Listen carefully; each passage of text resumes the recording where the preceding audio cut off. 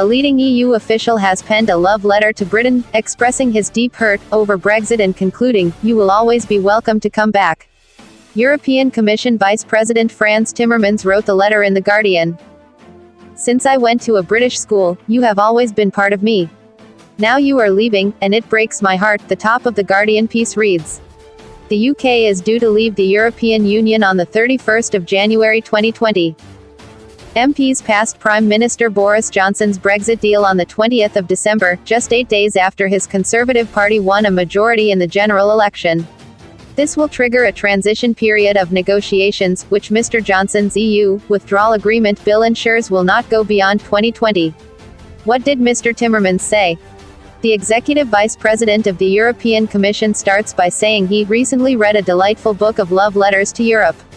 "And it made me contemplate my love for Britain." The Dutch national recalls his time at St. George's British International School in Rome and says that during his life Britain was always there. "As part of me," he adds, "I know you now. And I love you, for who you are and what you gave me. I'm like an old lover." He says Britain thinks it is unique and different, but that this is perhaps less than you think. Mr Timmermans accepts there are differences between all member countries which can both be a positive and negative force, and that things can quickly get out of hand. He says the UK is still in two minds about the EU, and "I see it is hurting you." He writes, "Truth be told, I felt deeply hurt when you decided to leave. 3 years later I am just sad that a member of our family wants to sever our ties. But at the same time I find comfort in the thought that family ties can never really be severed. We're not going away and you will always be welcome to come back." A number of social media posts were positive about the letter. Former Green Party leader Natalie Bennett, a new House of Lords peer, tweeted the letter was "something to remember." And thank you. Labour peer and ex-Transport Secretary Andrew Adonis tweeted simply about the UK's return, "just a matter of time." Brexiteers were less impressed. Former UKIP General Secretary Paul Oakley wrote, "Yuck.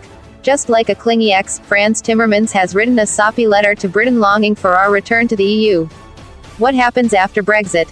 Assuming the European Parliament also gives the green light, the UK will formally leave the EU on the 31st of January with a withdrawal deal, and it will then go into a transition period that is scheduled to end on the 31st of December 2020.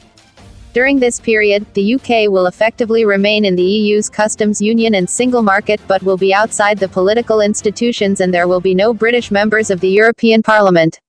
The first priority will be to negotiate a trade deal with the EU, and time is short. The EU could take weeks to agree a formal negotiating mandate, and that means formal talks might only begin in March. It's not just a trade deal that needs to be sorted out. The UK must agree how it is going to cooperate with the EU on security and law enforcement.